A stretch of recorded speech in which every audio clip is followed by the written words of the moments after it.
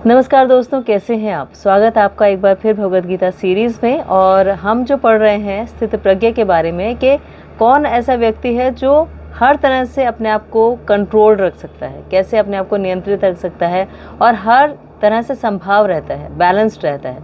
तो 2.54 यानी second chapter के 54वें श्लोक में अर्जुन ने एक क्वेश्चन पूछा था, स्थित प्रज्ञ कौन होता है, कैसे बोलता है, कैसे क्या उसके लक्षण होते हैं, कैसे बैठता है, कैसे स्थिर रहता है। तो 2.55 में हमने देखा कि वो कैसे बोलता है, यानी सेकंड चैप्टर के 55वें श्लोक में भगवान ने बताया वो कैसे बोलता है। फिर 56 और 57 श्लोक में भगवान ने बताया कि उसके लक्षण क्या होते हैं, उसके कैरेक्टरिस्टिक्स कैसे हैं। जैसे एक रोगी के लक्षण होते हैं कि वो बहुत लीन दिखाई देता है, बहुत वीक होता है। कोई धनवान होता है तो उसके लक्षण होते हैं कि बहुत ब्रांडेड कपड़े पहने हुए हैं और बहुत ऑपुलेंट नजर ड्रेस्ड अप है, ऐसा दिखाई दे रहा है, एकदम वेल ड्रेस्ड और अच्छा। तो ऐसे ही स्थित प्रज्ञ के लक्षण क्या है ये बताया। फिर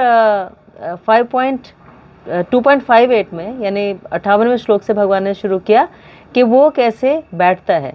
तो उसमें उन्होंने बताया कि वो कछुए की तरह अपने सारे अंगों को संकुचित करके, जब उसे कोई डेंजर नज़र आता है, खतरा नज़र आता है, तो उसको संकुचित कर लेता है। फिर अगले श्लोक में बताया कि वो जो संकुचित कर लेता है उसकी प्रोसेस क्या है, कैसे कर पाता है। और अब जो आज हम पढ़ रहे हैं उसमें भगवान ये बताते हैं कि कौन लोग ऐसे हैं जो ऐसा संकुचित कर पाते हैं या इस प्रोसेस को फॉलो कर पाते हैं, कि हाउ को समझ पाते हैं कि कैसे हम अपने अंगों को संकुचित कर लें, कैसे हम उस हायर टेस्ट की तरफ बढ़ें। तो इस चैप्टर का जो 58वां श्लोक है, 58 से 63 तक भगवान यही बताते हैं कि कैसे वो अपने अंगों को संकुचित कर सकता है, समेट लेता है कछुए की तरह। और तब स्थित प्रज्ञ की डेफिनेशन 2.64 में जाके पूरी होगी। तो अब हम पढ़ते हैं 2.60 यानी सेकंड चैप्टर दूसरे अध्याय का 60वां श्लोक। तो इसमें भगवान क्या बताते हैं, पहले श्लोक पढ़ते हैं फिर आगे पढ़ेंगे। यतोऽपि कौन्तेय पुरुषस्य विपश्चिता इन्द्रियाणि प्रमाथीनि हरन्ति प्रसभं मना। और इसका जो अर्थ है वो है कि यतो मतलब प्रयत्न करते हुए, है अवश्य, अपि के बावजूद, कौन्तेय हे कुंती पुत्र, पुरुषस्य मनुष्य का, विपश्चिता विवेकपूर्ण ज्ञान से परिपूर्ण, इंद्रियाणि इंद्रियां, प्रमाथीनि उत्तेजित करने वाला, हरंती फेंको, प्रशभम बलपूर्वक, मन है मन। कि हे अर्जुन, इंद्रियां इतनी प्रबल और वेगवान हैं कि वे उन समझदार व्यक्तियों के भी मन को बलपूर्वक हर लेती हैं जो उन्हें नियंत्रित करने का प्रयास कर रहे हैं। बहुत इंपॉर्टेंट लाइन है, बहुत इंपॉर्टेंट लाइन है। कैसे, अभी बताते हूँ।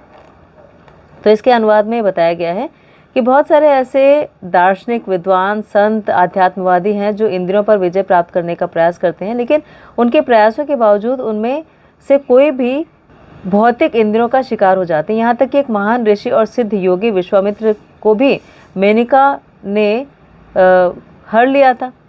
तो इस तरह से ये बड़ा मुश्किल होता है और दुनिया में ऐसे बहुत सारे उदाहरण हैं। इसीलिए मन और इंद्रियों को संयमित करना बहुत मुश्किल है। जब तक कि हम उसे कृष्ण में ना लगाएं तो कोई भी भौतिक व्यस्तताओं से अपने आप को रोक नहीं सकता। तो ये इसमें बताया गया है कि कैसे जो अपने मन को आध्यात्मिकता में रमा लेते हैं उनके लिए सब कुछ अरुचिकर स्वतः ही हो जाता है, यानी ऑटोमेटिकली बाकी चीज़ों में उनकी रुचि ख़त्म हो जाती है। तो ये बताया गया है। अब इंटरेस्टिंग इसीलिए है क्योंकि हम जो है बहुत हमारे लिए बड़ा मुश्किल ये काम होता है कि हम अपनी सेंसेस को कंट्रोल कर पाएँ। ये तो हम अभी तक देख ही रहे हैं कि कैसे बैठता है, कि वो संकुचित करके बैठता है। पर क्यों बैठता है? क्योंकि इरेजिस्टिबल, इनसेटिबल है। और कहाँ उसको मतलब कहाँ से वो अपने इस चीज़ को चेंज कर सके ऑटोमेटिकली। तो वो हो गया कि उसको कोई ऑल्टरनेट देना पड़ेगा। ऑल्टरनेट में उसने आध्यात्मिकता दे दी। लेकिन यहाँ पे बता रहे हैं कि आध्यात्मिकता जिन्होंने दे दी, आध्यात्मिकता की तरफ चले गए, उनके लिए भी कितना मुश्किल है इसको कंट्रोल कर पाना, उस प्लेजर से बाहर निकल पाना। जैसे विश्वामित्र मुनि का एग्जाम्पल दिया है कि विश्वामित्र मुनि जो है उन्होंने 60,000 साल तक तपस्या की थी, लेकिन फिर भी मेनका जब आई तो वो अपने आप को कंट्रोल नहीं कर पाए।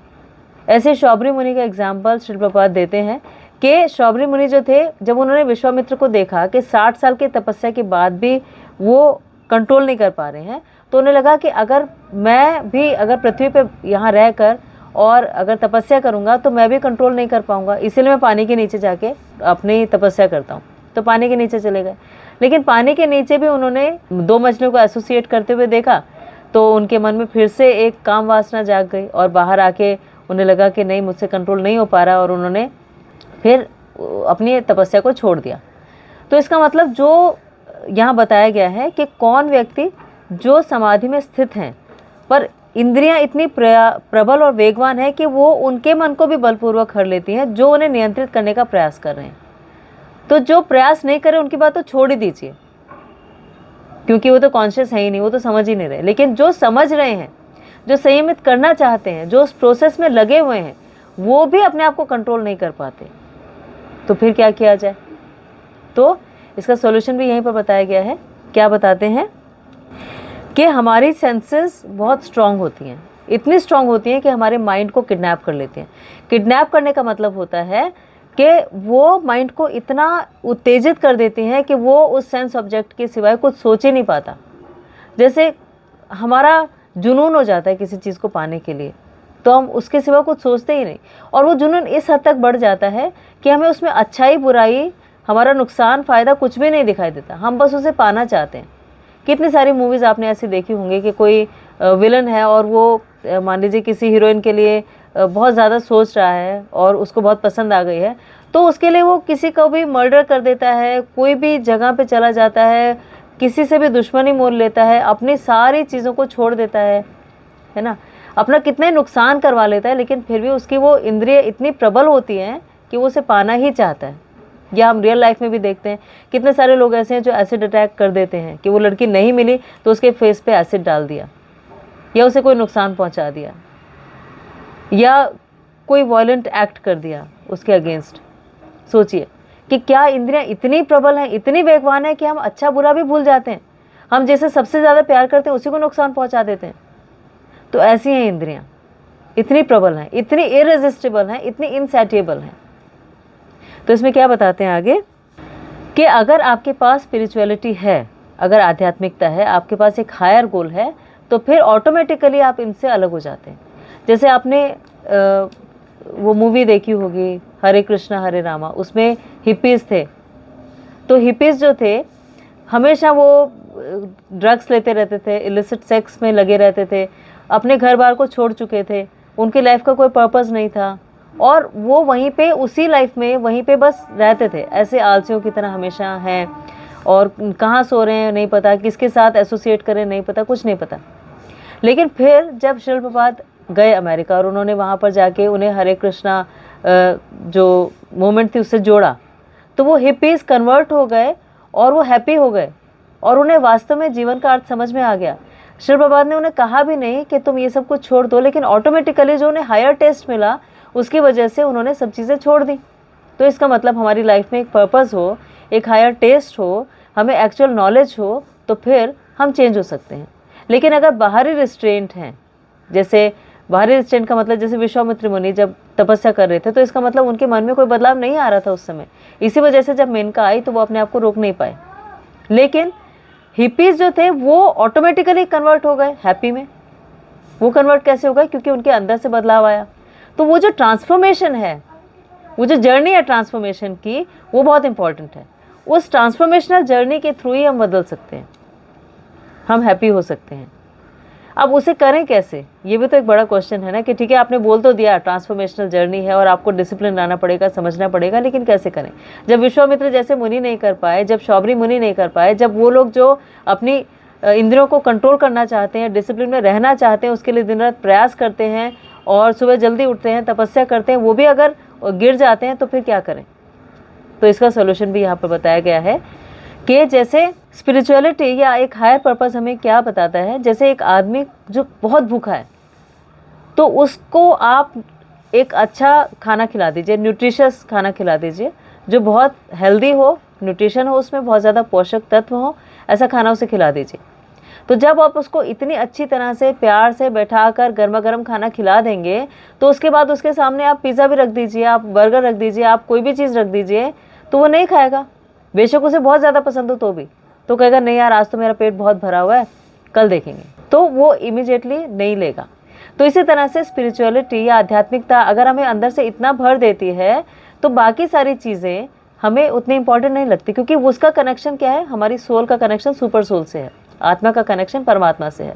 तो आपने आध्यात्मिकता का मतलब हो गया कि आपने आत्मा के स्तर पे उसको खाना दे दिया, फूड फॉर सोल आपने दे दिया। तो जब फूड फॉर सोल मिल गया, परमात्मा से उसका कनेक्शन हो गया, उसकी जो जो नीड्स थी वो सारी नीड्स वहीं पूरी हो रही हैं, चाहे वो प्रेम की नीड हो, चाहे वो कुछ जानने की नीड हो, चाहे वो दुख से बाहर निकलने की नीड हो, चाहे वो धन प्राप्त करने की नीड हो, तो फिर बाकी चीज़ों को वो छोड़ देगा। मान लीजिए किसी को बैठे बिठाए अच्छा बिजनेस मिल जाता है कि वो अपनी नौकरी में ही वो अच्छा कमा लेता है, तो वो क्यों सोचेगा कि वो किसी से रिश्वत ले ले या कोई पार्ट टाइम जॉब कर ले या फिर कहीं और से कोई कमीशन ले ले।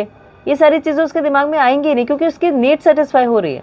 तो जब हमारी नीड आध्यात्मिकता से पूरी हो जाती है, तो ये ऐसे हो गया जैसे कि एक भूखे व्यक्ति को आपने पूरा अच्छा खाना खिला दिया, पूरा भरपेट खाना खिला दिया, तो ऑटोमेटिकली आप उसके सामने कुछ भी और रखेंगे तो वो मना ही करेगा। ये ऑटोमेटिक प्रोसेस है। तो योगी जो होते हैं, 3 तरह के लोगों की हम बात करते हैं, एक हो गए कर्मी, एक हो गए विकर्मी और एक हो गए योगी। ये तीन कैटेगरीज हो गई। कर्मी वो जो अपनी इंद्रिय तृप्ति करना चाहते हैं लेकिन एक लीगलाइज तरीके से। अब विकर्मी का मतलब हो गया कि सेंस ग्रेटिफिकेशन वो भी कर रहा है लेकिन लीगलाइज नहीं है, तो इसीलिए उसे छुप छुप के वही काम करना पड़ रहा है जो समाज अलाउ कर देता है जब शादी हो जाती है।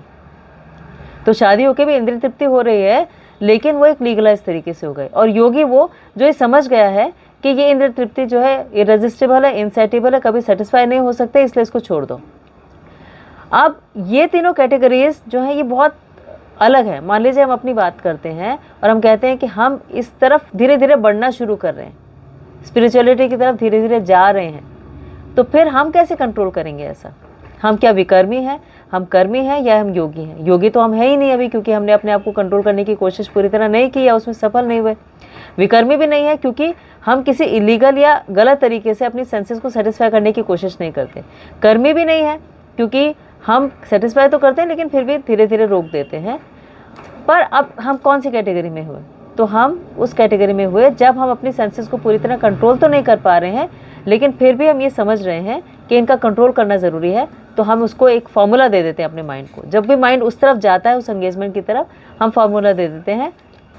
हम फॉर्मूला ये दे देते हैं कि वेट नॉट नाउ, कि अभी नहीं, अभी कोई ज़रूरी काम हम कर लेते हैं, बाद में इसके बारे में सोच लेंगे। तो ये हम फॉर्मूला दे देते हैं अपने आप को, तो हम धीरे धीरे धीरे धीरे अपनी सेंसेस को कंट्रोल करना शुरू कर देते हैं। तो इंटेलिजेंस क्या हुई? इंटेलिजेंस ये हुई कि आप किसी भी चीज़ को जो आपको पता है कि गलत होने वाली है उसको थॉट प्रोसेस में ही रोक दें। निप इन द बड।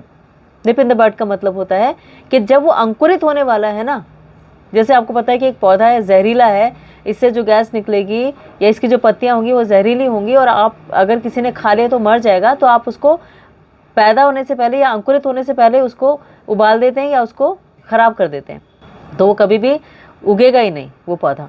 तो ऐसे हमारी थॉट प्रोसेस में ही हम अगर उसे रोक दें तो वो जीनियस है। एक फेमस डायलॉग भी है ना कि genius is one who knows where to stop, कि कहाँ रुक जाना चाहिए, ये जीनियस जो है वो व्यक्ति समझ सकता है। नहीं तो हम एक के लेवल के बाद दूसरे लेवल, तीसरे लेवल तक चलते ही रहते हैं, सोचते हैं कि ये कर लें इसके बाद छोड़ देंगे, ये कर लें इसके बाद छोड़ देंगे, लेकिन तब हम जीनियस नहीं हुए। तो वो इंटेलिजेंस हमारे को इस श्लोक से मिलती है।